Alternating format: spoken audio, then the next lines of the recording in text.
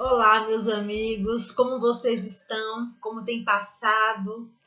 Mais uma vez aqui estamos reunidos para a nossa reflexão em torno da obra Conduta Espírita, pelo Espírito André Luiz, na psicografia de Valdo Vieira. E André Luiz nos traz para hoje reflexões do capítulo 17, nos conclaves doutrinários, ou seja, na escolha do líder das instituições e entidades espíritas. E ele inicia as suas orientações dizendo: somente empreender conclaves doutrinários como iniciativas de aproximação e planejamento de trabalho, a serem naturalmente entrosadas com as organizações centrais e regionais responsáveis pela marcha evolutiva do Espiritismo. Não há ordem sem disciplina. A maioria das instituições espíritas, se não todas, pelo menos deveriam ter, e as federativas têm o seu estatuto, têm os seus regimentos, que são os documentos legais, porque as casas espíritas e as federativas, elas são entidades jurídicas também. Nós precisamos ter as questões documentais em ordem. E, normalmente, nesses documentos, eles vêm falando como é a organização gestora das instituições, como se dão as eleições, como são elegidos os seus dirigentes, e etc. e tal, o período de tempo em que eles vão ficar, se pode ser renovado, se pode correr mais uma eleição, etc. e tal. Tudo isso de forma muito pontual encontra-se nos documentos legais das instituições. André Luiz aqui nos recomenda que essas mudanças, que essas alterações possam ser feitas de forma pacífica, de forma organizada, de forma integrada entre todos aqueles responsáveis pela, como ele chama aqui, pela marcha evolutiva do Espiritismo. Porque estar à frente de uma instituição espírita, estar à frente de uma federativa, jamais deve ser fator de envaidecimento, mas muito pelo contrário, fator de grande responsabilidade em levar o Espiritismo para que se possa cumprir sua missão, que é justamente auxiliar a todos quantos necessários nos dois planos da vida, falando da esperança, falando da imortalidade, falando das responsabilidades. Então, é isso que ele pontua nesse primeiro momento, numa ordem sem disciplina. Escolher como representante de entidades e instituições nos certames os companheiros de boa vontade que sejam, de fato, competentes quanto aos objetivos doutrinários visados. A aptidão de servir é metade do êxito. É o dito popular, né, que diz que de boa vontade o inferno está cheio, né? Mas a boa vontade ela é um veículo importante para que nós possamos desenvolver as ações. Mas desenvolver essas ações às cegas não é sábio. Então, o dirigente de uma casa espírita, de uma entidade federativa, ele precisa ter conhecimento doutrinário. Ele precisa ter segurança doutrinária. Ele não estamos apenas trabalhando à frente de uma instituição espírita, lidando com situações pontuais. Estamos também à frente de uma empresa, que nós precisamos ter responsabilidade. Então, nós precisamos bem organizar tudo isso para não ferir a legislação legal e nem ferir aquilo que a doutrina nos coloca como regra superior da ética e da moral. Então, trabalhar isso, dizer sim, sim, não, não, quando for conveniente.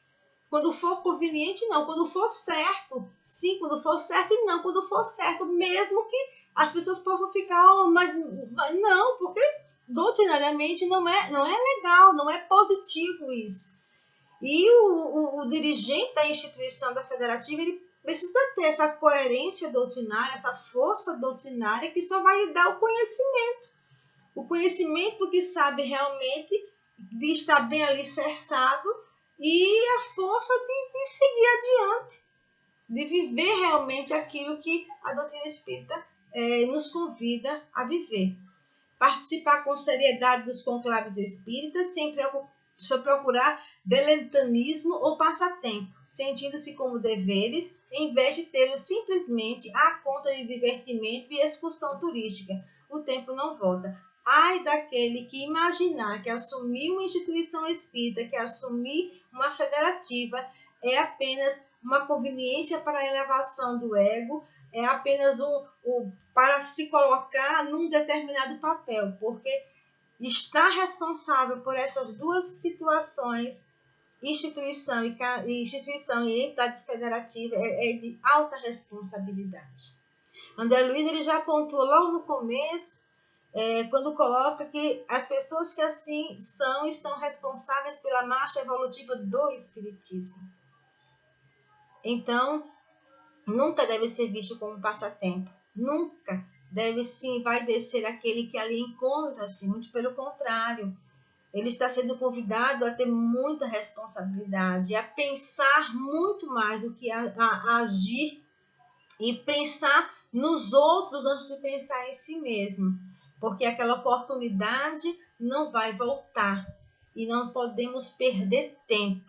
Já perdemos tempo demais no ontem. Hoje não é conveniente perder tempo. O ideal é trabalhar continuamente, seguir sempre adiante, com ponderação, com responsabilidade.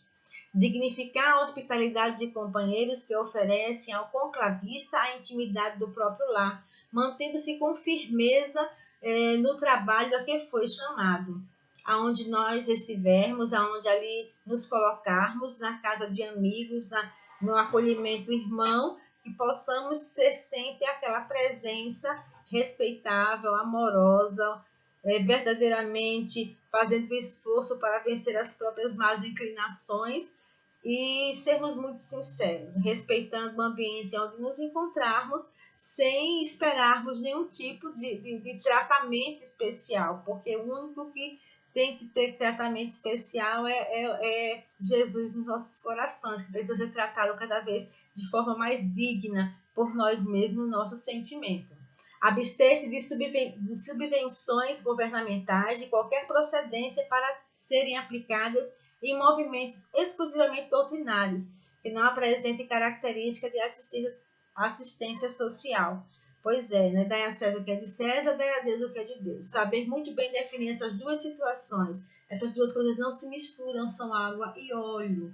Não dá para misturar. Respeito às entidades formais do mundo, certo? Mas sem trazer essas questões para dentro das casas espíritas. O papel de uma instituição espírita, o papel da entidade federativa, ela está muito bem posta nos livros de orientação ao centro espírita, que a Federação Espírita Brasileira nos orienta, nos fornece para que nós possamos assim melhor desenvolver nossas atividades. Não devemos e não podemos trazer as coisas de lá para cá, tentando reinventar aquilo que nós não temos a capacidade nem de inventar, porque em verdade a doutrina dos Espíritos foram trazidas pelos Espíritos. Então nós precisamos trabalhar e exercer da melhor forma possível as coisas que eles trouxeram e nos ensinam todos os dias. Quem sabe suportar as próprias responsabilidades dá testemunho de fé. Respeitar os atos religiosos dos adeptos de outras crenças, evitando querelas e desentendimentos na execução dos programas traçados para os conclaves doutrinários. Com Jesus, só encontramos motivos para ajudar. Costumamos sempre dizer, meus amigos, toda religião ela é boa. Toda religião ela tem um grande papel, uma grande responsabilidade para ser cumprido, desde que ela consiga auxiliar aqueles que acreditam nela e aproximá-la de Deus. E ela consiga fazer o seu papel, que é aproximar o homem de Deus, que é auxiliar todos. Então, não é papel de A, de B ou de C entrar em contendas com outras religiões e outras crenças por divergirem de situações, de posturas, de entendimento, não importa. Cada um acredita da forma que acredita, mas se age com amor, com respeito e com responsabilidade para consigo, para com o próximo, se está cumprindo o seu papel de ligar o homem ao Pai, todos merecemos respeito, todos merecemos a confiança. e precisamos, independente de qualquer coisa, estarmos juntos. Porque as religiões quem criou foram os homens. Jesus deixou verdades, exemplos. Fixar não somente as lembranças afetivas ou alegres, mas, sobretudo, as resoluções, experiências e avisos dissertantes de que participe. Quem guarda o ensinamento, aprende a lição. Cada mergulho é um flash, diz a turma no popular. E é verdade. Cada vivência, cada experiência, cada conclave existente, cada momento deixa de precioso ensinamento. De precioso ensinamento e grande aprendizado, desde que nós possamos verdadeiramente querer aprender alguma coisa, né? E diante desse aprendizado, coisas que não foram tão legais podemos evitar, e outras que foram muito legais podemos aumentar, potencializar para seguir adiante. Difundir entre os núcleos interessados as resoluções práticas das concentrações doutrinárias, de modo a não deixá-las em reduzido ciclo de companheiros ou na poeira do esquecimento. A continuidade do bem garante o melhor.